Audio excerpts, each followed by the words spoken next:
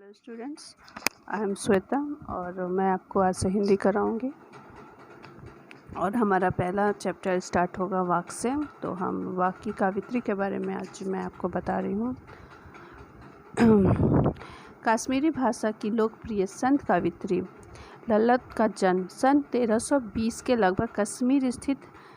पामपोर के सिमपुरा गांव में हुआ था और उनके जीवन के बारे में कोई भी प्रमाणिक यानी कि कोई भी सबूत नहीं है कि उनका कोई जन्म उनके बारे में उनके जीवन के बारे में कोई जानकारी नहीं मिलती है। ललत को ललेश्वरी, लल योगेश्वरी, ललारिफा आदि नामों से भी जाना जाता है और उनका देहांत जो है वो 1391 में के आसपास हो चुका था। ललत की काव्य शैली को वाक्य कहा जाता है। वाक्य का मतलब होता है सटीक या फिर जो एकदम सत्य बातें जो होती है उसे ही वाक्य कहा जाता है। और जिस तरह हिंदी में कबीर के दोहे, मीरा के पद, तुलसी की चौपाई और रसखान के सेवैया प्रसिद्ध है, उसी तरह ललत के वाक्य भी प्रसिद्ध है। और ललत जो थी वो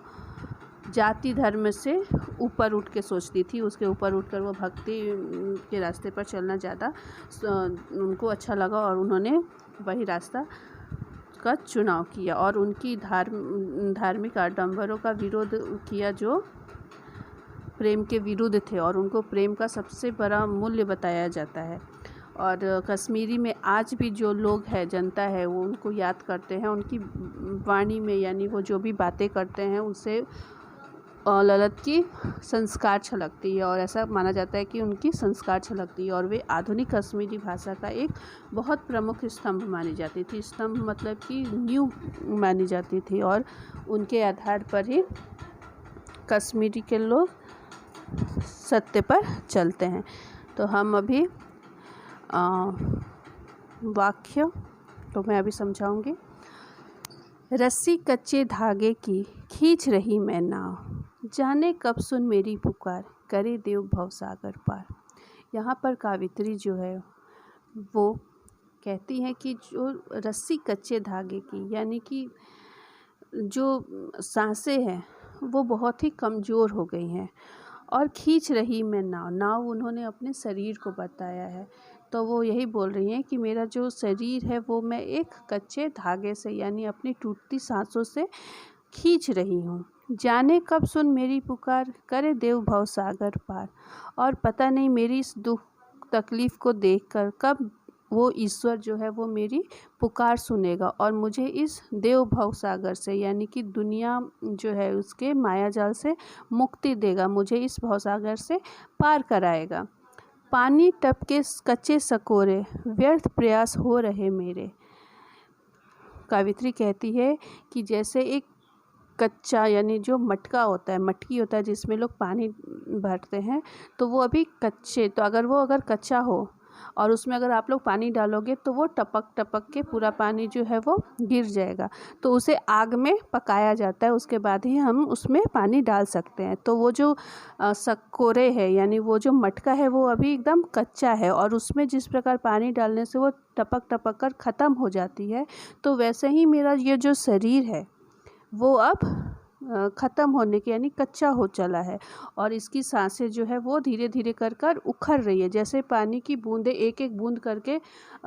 उस घड़े से मटके से गिर रही है, वैसे ही मेरी सांसें जो है वो धीरे धीरे उखड़ रही है और मेरे जो व्यर्थ प्रयास हो रहे हैं मेरे और मेरे जो जीने का प्रयास है वो मैं बेकार ही प्रयत्न कर रही हूँ, उसे प्रयास कर रही हूँ।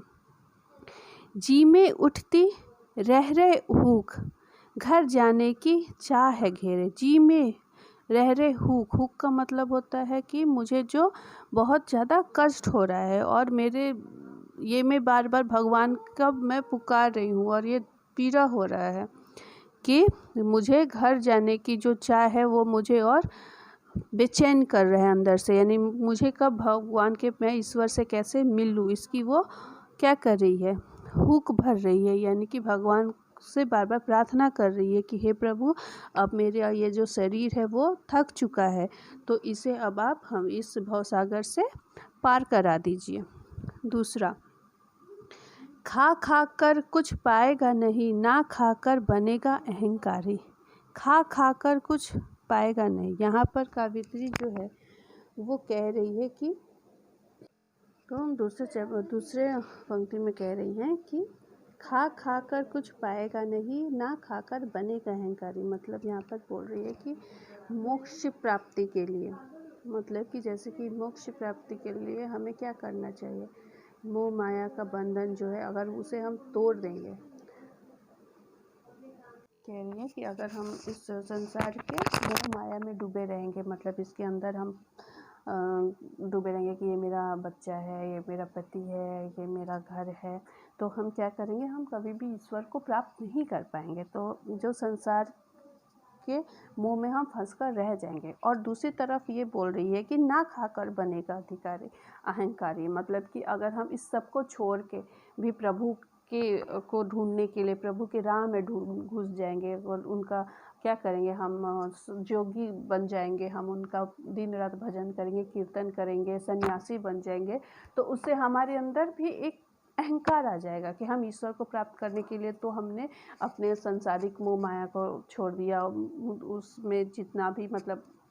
जो भी मोह माया था, हमारे माता पिता, बच्चे, भाई बहन, रिश्तेदार, उन सबको मैंने क्या किया, छोड़ दिया है। और भगवान को, ईश्वर को प्राप्त करने के लिए मैं वन में भटक रहा हूँ और मेरे जैसा ज्ञानी, मेरे जैसा गुरु आपको दुनिया में नहीं मिलेगा। तो उससे क्या होता है, इंसान के अंदर अहंकार आ जाता है और इंसान जो है वो ईश्वर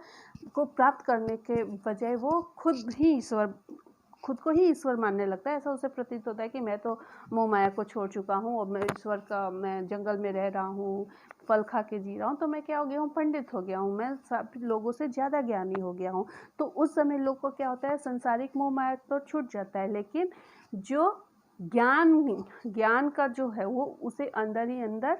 क्या करता है, खा जाता है और वो ईश्वर के बजाय वो खुद को ही ईश्वर समझने लगता है। सम खा तभी होगा संभावी, खुलेगी सांकर बंद द्वार की। यहाँ पर कवित्री कहना चाहती, तो यहाँ पर कवित्री जो है वो ये कहना चाहती है कि सम खा तभी होगा संभावी, खुलेगी सांकल बंद द्वार की। सांकल क्या होता है, सांकल का मतलब होता है कुंडी। जब आप कभी गांव गए होंगे तो वहाँ पर लोहा की, जो हम अभी कुंडी लगाते हैं, वहाँ पे लोहे की बनी रहती है, जिसको कितना बार जो आप लोगों ने देखा होगा टीवी या फिल्म वगैरह में, जो कि वो जंजीर जिसको बोलते हैं, तो उसकी छोटी छोटी कुंडी बनाई जाती है जो कि ज़्यादातर गांव में दिखती है। तो सांकल का मतलब वो कुंडी होती है जो कि द्वार मतलब दरवाजे पर लगी होती है। तो बोलती है, यहाँ पर बोलती है कि खुलेगी सांकल बंद द्वार की, यानी कि वो दरवाज़ा जो बंद है उसकी जो कुंडी है वो कब खुलेगी, जब आप सम खा तभी होगा संभावी, जब आप मोह माया को भी पूरी तरह से नहीं छोड़ेंगे और ना ही भगवान की तृप्ति तृष्णा तपस्या में इतना लीन हो जाएंगे कि खुद को अहंकारी मानेंगे। तो आपको क्या करना होगा, आपको इन दोनों के बीच का रास्ता ढूंढना होगा, जिसके उस बीच का रास्ता जब आप ढूंढ लोगे, जब खोज लोगे, तो आपका जो अक्ल है, यानी आपका जो दरवाज़ा, भगवान को पाने का जो द्वार है, वो क्या होगा, वो खुल जाएगा, उसकी सांकल खुल जाएगी और आप अपने ईश्वर को प्राप्त